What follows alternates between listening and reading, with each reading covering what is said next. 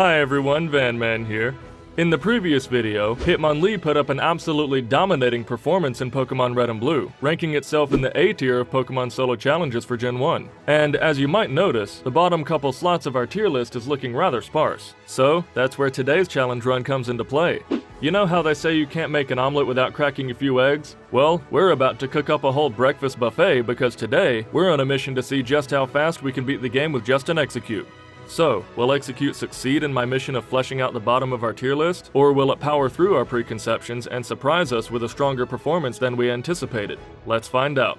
Exeggcute is certainly one of the most unique Pokemon in the game. Not only is it the sole Grass and Psychic type line in all of Gen 1, it was also the first ever Pokemon based on nothing more than simple household objects. I mean, I know Klefki and Applin can get a lot of flack for their designs, but I think people sometimes forget that Gen 1 was not much better on that front.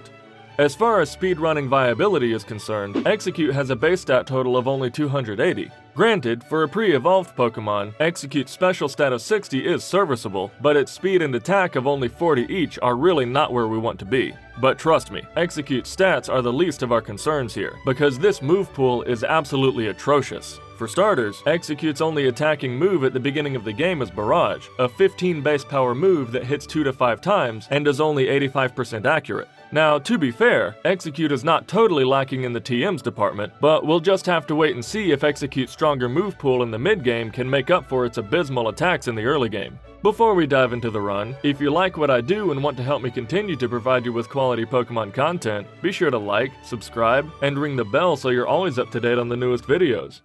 On screen is a summary of the rule set for this run, and the complete rule set is also in the description below if you need to reference them later. As a challenge for the viewer, pause the video and tell me your prediction for Exeggute's final score. So, with all the rules established, let's get started. We begin the run by altering the game to replace the Squirtle starter with Exeggcute, causing the rival to choose Bulbasaur, the reason being that we would likely get the fastest time by exploiting the Bulbasaur line's weakness to our eventual Psychic type attacks. Upon acquiring Exeggcute, I named it Sunny because, well, it seemed only fitting, wouldn't you say? In the initial rival battle, we have no problem taking out the enemy Bulbasaur who only fails a few growls before going down, but we still weren't really in danger of losing even if the Bulbasaur had decided to attack, because Exeggute's defense stat of 80 is still reasonably high for this early stage of the game. Then, after defeating the rival and fetching Oak's parcel, we head north to Viridian Forest, where we begin the absolute grind fest that is Exeggute's pre-Brock training. For example, we make it to the first bug catcher at level 6, and although we win that fight pretty handily, because Weedle and Caterpie use quite a few string shots instead of tackle, I then check our barrage power points and reason that 14 won't be enough to take out the next optional trainer, so we instead skip him and go to the next mandatory trainer with only a single Weedle. However, I may have been a little overconfident in doing so, because Weedle's super effective Poison Sting does massive damage, which is a sentence I never thought I would say, and we black out on only our third battle of the run. Upon returning to Viridian Forest, since our power points were restored, we do go ahead and fight the optional trainer this time, but even then, Weedle's Poison Sting still gets us to only 2 health before winning that fight. Then for the next mandatory trainer, since we're at 1 higher level this time, this battle goes much smoother than the previous and we get past him no problem. Now granted, I don't ordinarily show you the lesser trainer battles in these videos, but in this case I wanted to give you a small taste of just how painful the Viridian Forest grind was for Exeggcute. Now to be fair, not all of our pre-Brock training was in Viridian Forest, because we do head into Brock's gym where the junior trainer's Diglett does have low enough defense that Barrage can reliably knock it out for substantial experience, after which we lose to Sandshrew, allowing us to come back and repeat the process. And using this method, we got up to level 12 before knocking out the Sandshrew as well. But now, it's Viridian Forest time. And I don't know if you've ever tried to level up an Exeggcute using only Barrage, but it feels awful. The combination of Barrage's low power and low accuracy, coupled with Exeggute's low attack stat, means that even as high as level 16, many of the wild Pokemon still require multiple attacks to knock them out. And that also means that we have to make a trip back to the Poké Center to heal our power points every couple minutes. Well, finally we level up to level 17, which, since Hitmonchan managed to defeat Brock with Comet Punch at this level, I figured we could at least attempt the same with Exeggcute. And to prepare for the battle, since Barrage has so few power points, we actually use the same strategy as we did with Hitmonchan by finding a Metapod or Kakuna who can't attack, then use up all but just a few of our Hypnosis power points. That way, we can Hypnosis when Onix goes for Bide, and then hopefully run out of both Barrage and Hypnosis power points at just the right time to use Struggle to finish the job.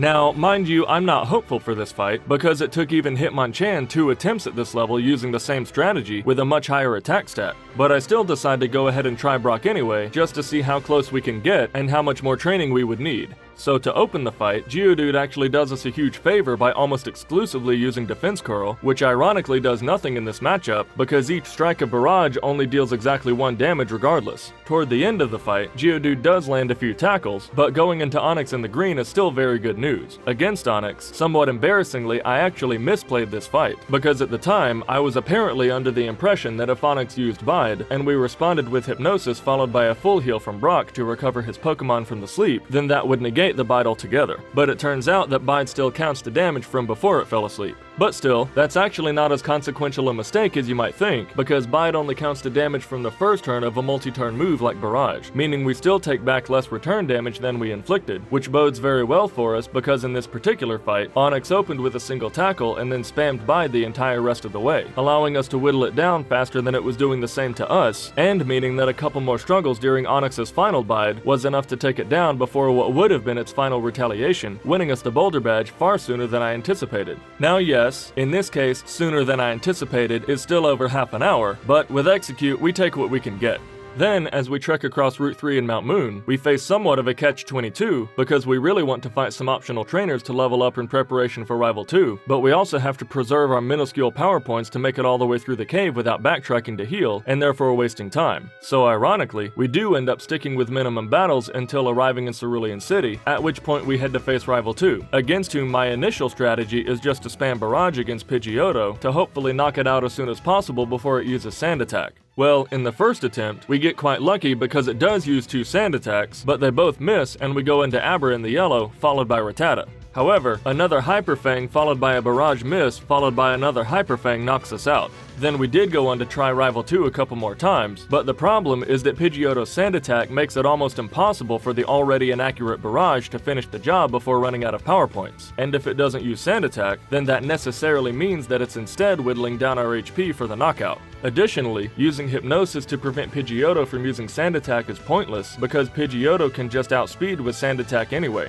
So, after failing the third attempt, we then head to the Cerulean Gym Trainers to level up a bit, but then the super effective Peck from Goldeen gets the knockout as well. So forget about Misty, we can't even get past her trainers. Well, it turns out that the Goldeen trainer only required 2 attempts, and we defeated the other trainer on the first attempt to bring us up to level 20, but still, the frustration was definitely starting to set in at this point. I mean, most Pokemon that struggle with Brock at least have to level up enough to defeat him that the subsequent battles are trivial by comparison, but that's not looking to be the case in this run. So now, not wanting to face the dread of any more grinding against wild Pokemon, I decide to go ahead and face the rival again at one higher level. Well, in this fight, we again get Sand Attacked into Oblivion and have to reset, but then finally in the 5th attempt, Hypnosis manages to land, and the Pidgeotto stays asleep long enough for us to avoid Sand Attack, allowing Barrage to whittle away at the remainder of the team to get the victory. Then, while traversing Nugget Bridge to get to Bill's house, although Sunny is overleveled enough that victory is never in question against any of the trainers, the combination of Exegcute's low attack stat and Barrage's low accuracy means that we have to go back to heal at the Poké Center a grand total of 6 times before we arrive, after which we head to face Misty.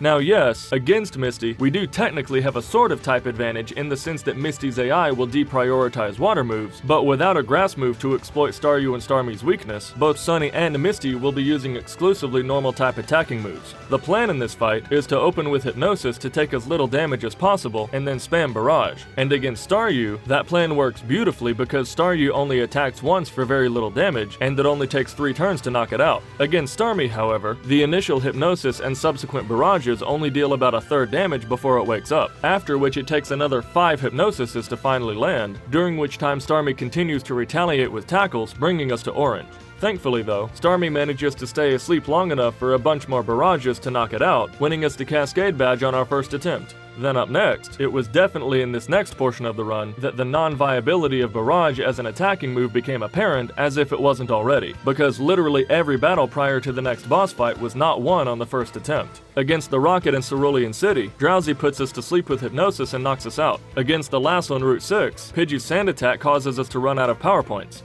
twice. Against a subsequent junior trainer, we again run out of power points, forcing us to walk all the way back to Cerulean to heal. Against the gentleman in the SSN guarding the rare candy, we get knocked out from his super effective embers. Then, after eventually defeating him, we have to walk all the way back to the Poké Center in Vermilion to heal our power points before facing Rival 3. And against Rival 3, as you probably guessed, a couple sand attacks from Pidgeotto means that we can't take out the enemy Pokemon fast enough, and Raticate eventually takes us out. We do get lucky in the next attempt, however, because Pidgeotto falls asleep right away and stays asleep until it goes down, allowing us to go into Raticate at full health, but more importantly, full accuracy. So then, we open with Reflect, which we learned at level 25, to mitigate Raticate's powerful stab moves, after which the rest of the fight is actually pretty trivial given that we're overleveled and have our defenses up to stifle the retaliation attacks, allowing us to win the battle on the second attempt. Up next, we head to face Lieutenant Surge, who has historically been a relatively trivial matter for Grass-type Pokemon who resist the electric attacks, so let's see if Exeggcute will be able to follow suit.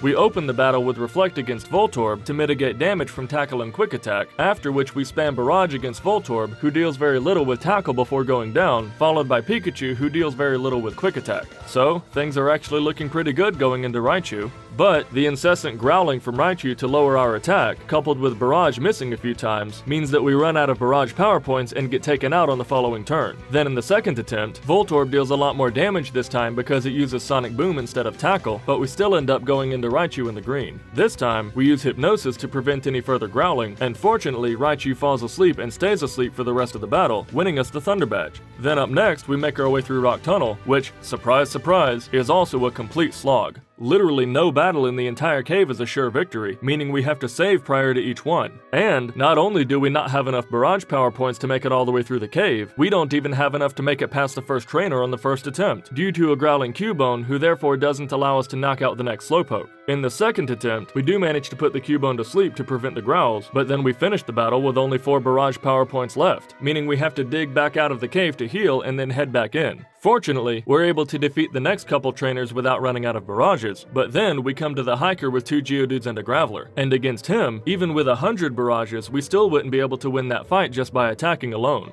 However, we do still have hope to get past him because all 3 of his Pokemon know Self Destruct, which will hopefully not be lethal after we set up Reflect to mitigate the damage. So, if they go for Self Destruct early without using too many other attacks first, then we win as long as we can just wait them out. So, we do implement that strategy, but then the initial Geodude Self Destruct gets a critical hit, which bypasses the raised defense from Reflect altogether, thus allowing the next 2 Self Destructs to knock us out. Then in the next attempt, the Geodude gets yet another critical hit, so we immediately reset again. Geodude is only around 9% to critical hit, by the way, so critical hit self-destruct is less than 1% to happen twice in a row. But then on the third attempt, we do manage to avoid any critical hits and we're able to survive 3 self-destructs and proceed forward. Or that is, we would if we had enough barrage power points left, so yet again, we have to dig back to the Poké Center to heal, then walk all the way back to the end of the cave where we face the final trainer to let us through to the exit. By the way, remember Hitmonlee from the previous video? Hitmonlee completed the game 10 minutes faster than Exeggcute completed Rock Tunnel. Let that resonate for a minute.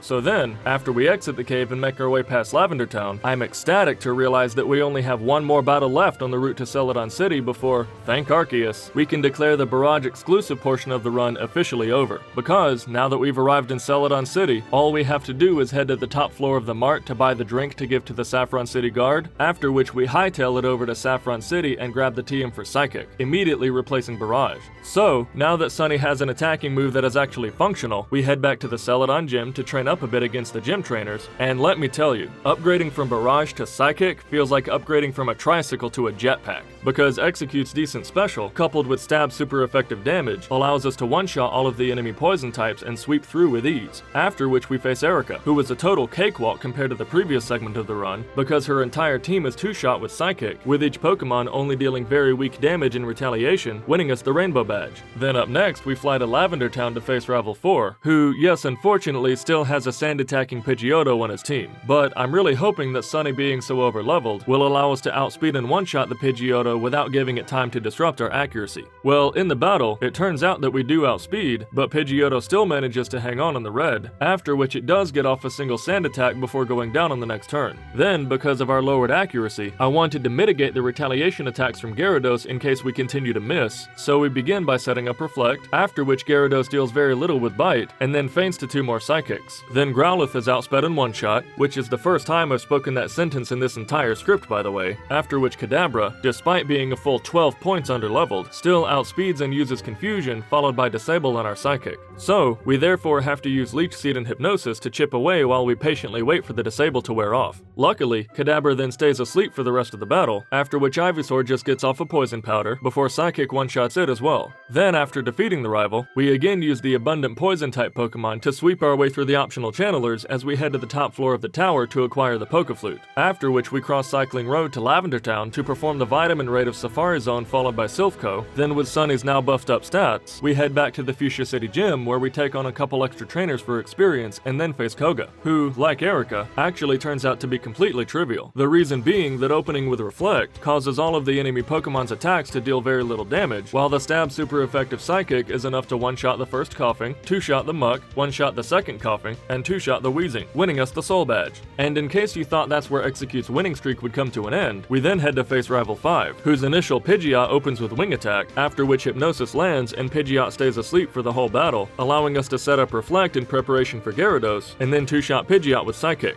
Then we spam Psychic against Gyarados, who goes down in 4 hits, with Gyarados using a couple Leers and a Dragon Rage to bring us into yellow. Then Psychic two-shots Growlithe with it just using a weak Ember, and against Alakazam, because its good AI will deprioritize its actual attacking moves, we're in the clear to put it to sleep with Hypnosis, followed by Leech Seed to whittle away at its health. It is just a little awkward though, that we only have 4 more Psychic Power Points left, and since we want to save at least 2 of them for the upcoming Venusaur, we can only use 2 against the Alakazam, after which Hypnosis and Leech Seed have to do all the rest of the work. So fortunately, the combination of sleep on the Alakazam, recovering from Leech Seed, and our type resistance to Psychic type attacks means that we survive the Alakazam onslaught in the red, after which Venusaur is two-shot with Psychic as well. So now that we've completed the Silphco mission and therefore have access to a surfing Pokemon in the form of Lapras, we head south to Cinnabar Island where we complete the Vitamin Raid of the Pokemon Mansion, after which we have exactly 2 more boss battles prior to the last gym, form of Blaine and Sabrina. Now, for most Pokemon, Blaine is far easier to defeat than Sabrina, so Blaine ordinarily comes first despite technically being the 7th gym of the Kanto region, as opposed to Sabrina who is the 6th. But for Exeggcute, I think it should be pretty obvious that we're nowhere near ready to face Blaine. So, Sabrina it is. And since we have to head back to Saffron City anyway, we go ahead and sweep our way through the Fighting Dojo, along with the channelers in the Saffron Gym for quick experience, bringing us to level 43. Then in the battle against Sabrina, it is a little awkward that her Pokemon and mine mutually resist one another, but we do also have Hypnosis and Leech Seed to tip the odds in our favor. Against Kadabra, it opens by disabling Psychic and then falls asleep to Hypnosis. Then we inflict Kadabra with Leech Seed, followed by Reflect since our Psychic is still disabled. But then, while Kadabra is asleep, we just have to spam do-nothing moves for a few turns until we're disabled no more, after which a few more Psychics get the KO, with Kadabra bringing us to about 2/3 health before going down. Then we Leech Seed Mr. Mime, and don't bother putting it to sleep because it's so weak, and will always spam Double Slap because that's its only non-Psychic type move. Mr. Mime then goes down in 4 hits, then Venomoth is outsped in 2-shot with it using a Leech Life that brings us to about half, and then we already know exactly how the battle against Alakazam will go. Reason being that Alakazam's AI will always spam Recover because it deprioritizes the attacking moves. So, either we Hypnosis and it stays asleep until Leech Seed plus our remaining 2 Psychics take it out, or we run out of power points for all of our moves and then you struggle. Well, in this battle, the latter scenario ended up being the case, and as if only to demonstrate how much weaker Alakazam's defense is than its special, Struggle is only a 2-shot and we get the easy knockout, meaning that Exeggcute is interestingly the first Pokemon on this channel that will defeat the gym leaders in the proper order that they're actually listed on the Kanto roster.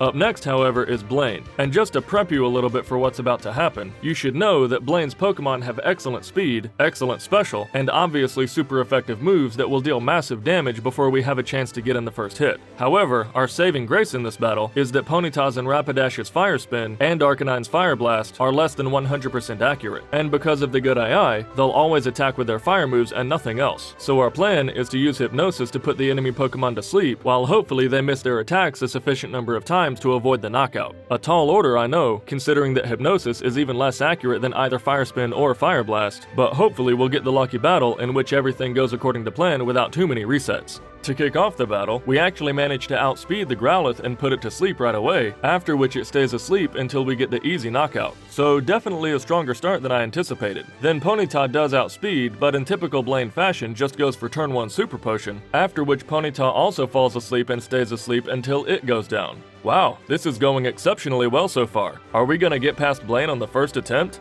Well, against Rapidash, it obviously outspeeds and does manage to land a Fire Spin, which gets us to about half health, but then the next Fire Spin misses and then Rapidash falls asleep and stays asleep until it goes down. Wow, you're actually kidding me. We're not seriously gonna defeat Blaine on the first attempt.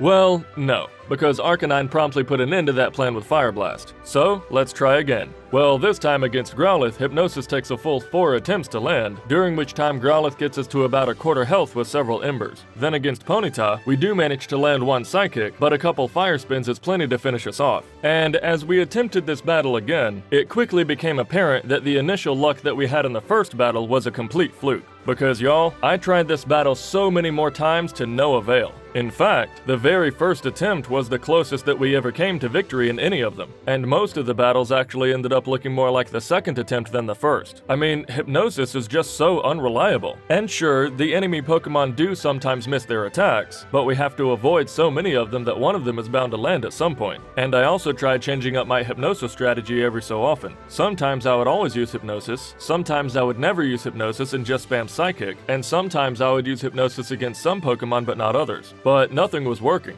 In total, I spent over 15 minutes attempting this battle a total of 38 times, and only 3 of those times did we even make it to the Arcanine. In fact, a majority of the time we didn't even make it past Ponyta. Now you might be thinking, Vanman, why don't you just go out and train to a higher level? Or why don't you use your rare candies? And the answer is that our level is not the problem here. The problem is our speed. This fight would be so much easier if only we could put the enemy Pokemon to sleep before they had time to implement their preemptive strike. But according to my calculations, Exeggcute would have to be at approximately level 80 to outspeed the Rapidash and the Arcanine. So yes, while this process is taking a long time, I think I can say with confidence that training up to that high of a level would take even longer. Now granted, toward the end of all of those attempts, I did consider at least leveling up to level 48 to learn Sleep Powder over Hypnosis, which is 75% accurate as opposed to 60% accurate, but at the same moment that I considered that, my Twitch chat helped me come up with the winning strategy, Mimic. You see, the initial Growlithe in this fight knows Agility, which we can mimic to then outspeed the rest of the team and therefore make each Hypnosis much more consistent. So, upon crafting our new game plan, we dig out of the gym, head back to Saffron City to pick up the TM, and return to Cinnabar to face Blaine, hopefully for the last time. So now, let's see if this new trick up our sleeve will finally be enough to win this fight.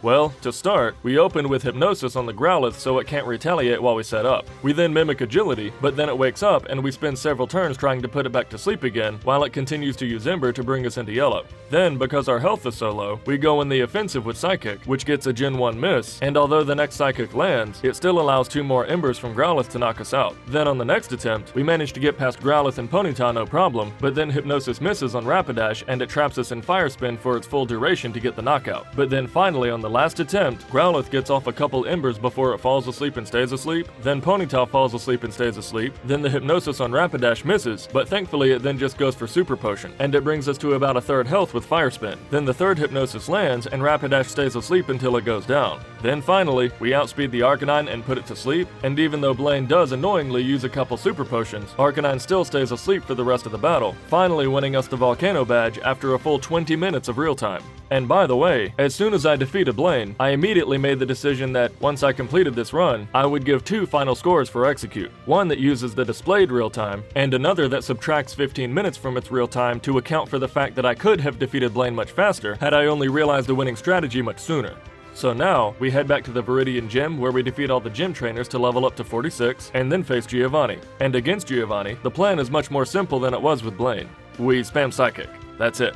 And yes, it is a little bit awkward that in this battle all of the enemy Pokemon are just shy of being one-shot, but still, their retaliation attacks are so unthreatening that we still manage to sweep without any issue. So after more than 2 hours to acquire all 8 gym badges, I take a look at Sunny's experience to realize we're only 1200 experience points away from learning Sleep Powder. So before facing Rival 6, we head over to Cycling Road, where we defeat a single trainer to learn Sleep Powder and replace Hypnosis, then head back and face the rival. And the strategy here is somewhat different this time, considering we no longer have access to Reflect to prepare for the Gyarados, but we can, however, mimic Pidgeot's agility to not only outspeed but also badge boost. So, let's start the battle and see how that strategy pans out. Well, at first, Pidgeot obviously outspeeds, and then gets off a wing attack to deal about a quarter, then falls asleep to Sleep Powder. Pidgeot then fortunately stays asleep the whole time, allowing us to set up our own agilities and take it out with a couple Psychics without disruption. Then Psychic one-shots Rhyhorn and two-shots Gyarados, with it using a bite that deals very little thanks to our badge-boosted defense. Then Growlithe is one-shot, and then Sleep Powder lands on Alakazam. But at this point we don't have enough Psychic power points to take care of both Alakazam and Venusaur, so we then use Leech Seed and then chip away with Psychic while Alakazam fortunately stays asleep, and then finally Venusaur is two-shot with Psychic as well, allowing us to progress to the Elite Four on our first attempt. But now, although yes, we did just experience a short reprieve in the form of Giovanni and the rival, my prediction is that that reprieve is about to come to a screeching halt. Because although Psychic will take care of Bruno and Agatha with no issue, it's a matter of getting to Bruno and Agatha in the first place that's the problem. Because up next is Lorelei, who I predict will be exactly like Blaine except even worse. Because in the case of her opening Dewgong, her good AI will always outspeed and then use Aurora Beam before we have time to set up. But unlike Fire Spin and Fire Blast, Aurora Beam is 100% accurate. And unlike Ember, Aurora Beam is far more powerful. So, before walking into Lorelei's chamber, I just paused the game, stood outside her door, and just theory crafted for several minutes trying to come up with the best strategy.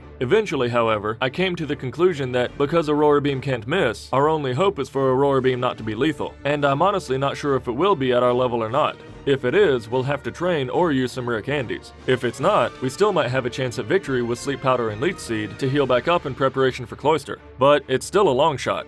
Well, we have our game plan in place. Let's head to Lorelei and see how we fare. To start, we go for Sleep Powder and... Wait a minute, we outspeed the Dewgong? How was that possible? Well, that makes this fight a whole lot easier. So apparently we managed to put Dewgong to sleep, and even though it does wake up a few times, because we outspeed, we're able to put it back asleep every time and prevent it from attacking before it goes down. Then, since Cloyster is even slower than Dewgong, we outspeed it as well, but this time the opening Sleep Powder misses, allowing Cloyster to deal about half with Aurora Beam, which luckily also gets an attack drop to badge boost our special. Then the next Sleep Powder lands and Cloyster faints to 2 more Psychics. Then against Slowbro, we put it to sleep and mimic Amnesia to prepare for Jinx and Lapras, after which we Leech Seed to heal back up to green, followed by a Psychic to finish it off. Then against Jinx, Psychic brings it to yellow, and then Jinx goes for Ice Punch which freezes. Well, that's irritating. We were doing so well. Well, since freeze is basically equivalent to a knockout in this generation, we have to reset. But we at least do so now knowing that victory is far more within reach than I previously thought. So, although in the next attempt the initial Sleep Powder misses against Dewgong, allowing the retaliatory critical hit Aurora Beam to knock us out, in the third attempt, we go through the same song and dance with Dewgong, Cloyster, and Slowbro, after which Psychic again deals over half to Jinx, and this time Ice Punch doesn't freeze, so Jinx then goes down in the next turn. And then finally, Lapras manages to fall asleep and stay asleep for the rest of the battle as well, meaning we can now move on to Bruno far sooner than I anticipated, and we can move on to Agatha exactly as soon as I anticipated.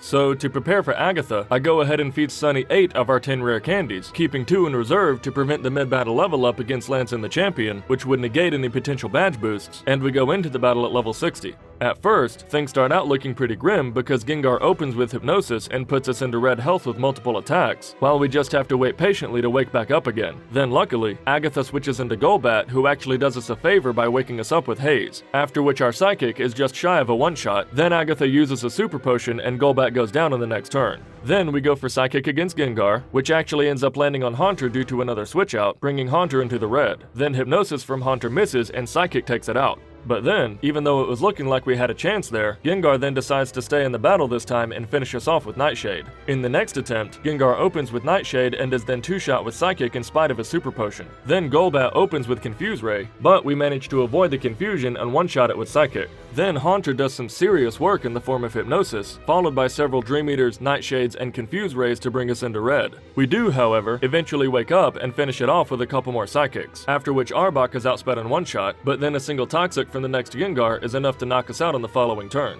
But then the next attempt goes a lot better, because as we continue to spam Psychic, a whole stream of poor decisions from Agatha in the form of useless switch-outs, Super Potions, and do-nothing moves such as Awake Dream Eater, all mean that we get to one-shot the Golbat and the Arbok, and two-shot all 3 of the Ghosts with nothing more than a couple Nightshades coming our way the whole battle, allowing us to get past Agatha on the third attempt and move on to Lance. And now the strategy against Lance is to set up with Reflect to resist all of his powerful physical moves, and even though we did replace Reflect Reflect with Mimic all the way back in the Blaine battle. Fortunately, we did prepare for this moment because the Celadon department store sells the TM for Reflect, which we picked up earlier in the run. So, I now teach Sunny Reflect in the place of Leech Seed, which will hopefully allow us to raise our defenses against Gyarados, and then mimic the agility from Dragonair to outspeed and also badge boost our defense and special. In the battle, it turns out that we do outspeed the Gyarados, but then Sleep Powder misses and Gyarados gets off a devastating critical hit Hyper Beam. We then put it to sleep in the following turn, set up Reflect, and then 3-shot Gyarados with Psychic. Then we also outspeed the Dragonair, but unfortunately Sleep Powder fails twice more, allowing Dragonair to knock us out in 2 more attacks. Then in the next battle, Gyarados starts out by obstinately refusing to stay asleep for 5 turns, but thankfully all it does is a single Dragon Rage before finally falling asleep and then staying asleep while we spam Psychic.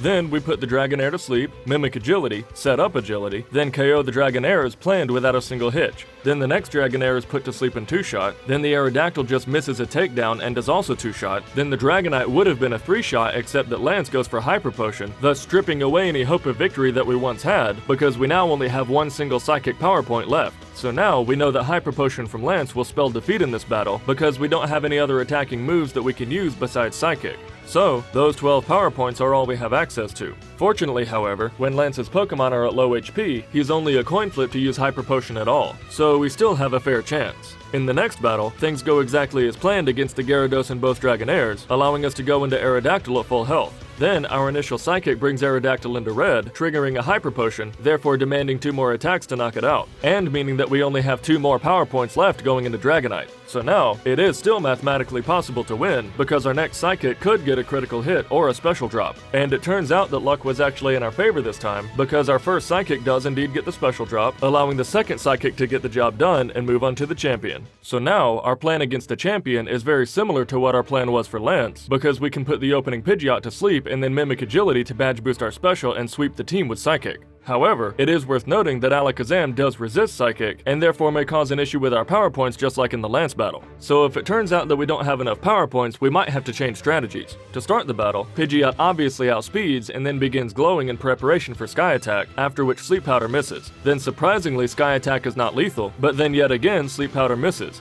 Then Pidgeot very annoyingly goes for Mirror Move on Sleep Powder, which lands, after which another Sky Attack knocks us out. In the next battle, Pidgeot opens with a weak wing attack that deals about a 5th, then this time we actually manage to put it to sleep. So then we use Mimic, and Pidgeot doesn't know Agility. Yep, that was just a flat out mistake on my part.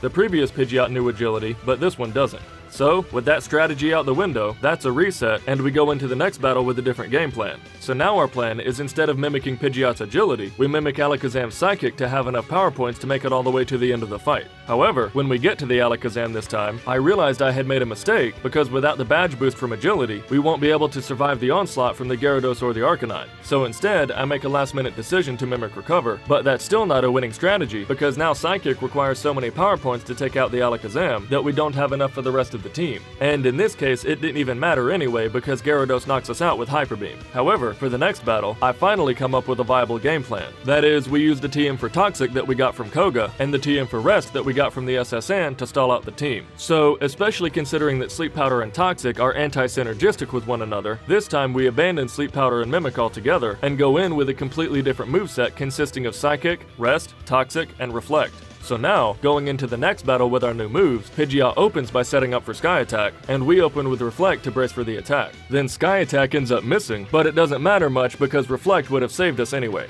Then Psychic 2-shots Pidgeot with it using a weak wing attack. Then against Alakazam, we open with Toxic followed by Rest to heal up to full. Throughout the fight, Alakazam mostly just uses Reflect and Recover because it deprioritizes the attacking moves, but at the end of the day, Alakazam can recover as much as it likes because the compounding damage from Toxic will eventually outpace it. In fact, against Alakazam, we just spam Rest and don't even bother with Psychic, just because I want to be certain that we have enough power points for later. Then against Rhydon, it goes for several Tail Whips, which in this case is a double-edged sword, because it badge boosts our special against the Arcanine and Venusaur, but also lowers our defense against the Gyarados. So against Rhydon, just like Alakazam, I don't see any need to even use Psychic at all because Rhydon's attacking moves are so weak that we're not at risk of fainting if we just spam Rest over and over again. And so a few turns later, the poison damage knocks it out and we move on to Gyarados. Now in this case, the timing is a bit awkward because Rhydon fainted while we were still asleep, but fortunately Gyarados' Hyper Beam isn't quite enough to knock us out thanks to Reflect, even in spite of the earlier Tail Whips. So now, because of the recharge turn, and given that we outspeed, we have the green light to spam Psychic, which two-shots Gyarados before it has another chance to attack. Then up next is Arcanine, and now, since we're currently at pretty low health, and I fear the Arcanine's Ember might be lethal, we go ahead and rest preemptively. And as a plus, we even get to do so with priority thanks to Rhydon's Tail Whips that badge boosted our speed.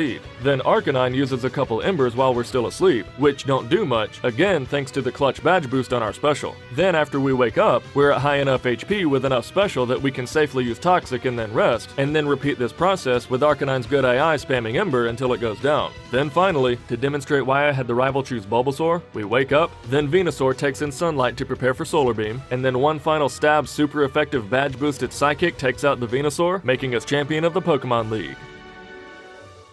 Results. Exeggcute finished the game in 8 hours and 38 minutes game time, 2 hours, 53 minutes, and 12 seconds real time. Conclusion. I'm gonna cut right to the chase on this one. This run was awful. Opening the run with Barrage was alone enough to make it to Celadon City in the amount of time that many other Pokemon would have completed the entire playthrough. Granted, the acquisition of Psychic did briefly make the mid-game feel much smoother for a short time, but then Exegcute's overbearing weakness managed to catch up with it in the late game to stall us out yet again. In the entire run, there were only a handful of battles whose victory felt very natural and organic, such as Erica, Koga, and Sabrina, but most of the other battles were a complete slog to get through. And I don't mean most of the other boss battles, I mean most of the other battles. Even the lowly route trainers in the early game took forever to get past, requiring us to save and reset multiple times, and requiring us to incessantly backtrack to heal. Overall, given Exegcute's weak move pool, low defensive capabilities, and very narrow strategic options to get past major hurdles, Exeggcute has earned its place well into the F tier of Pokemon Solo challenges for Gen 1, and yes, that's even after considering its adjusted score. So, do you want me to complete any more F tier runs? There are exactly 4 Pokemon that I speculate will end up with an even slower time than Exeggcute, so let me know in the comments if you can guess which 4 Pokemon they are. Also, don't forget to like and subscribe to join our community. See you next time, everyone. Take care.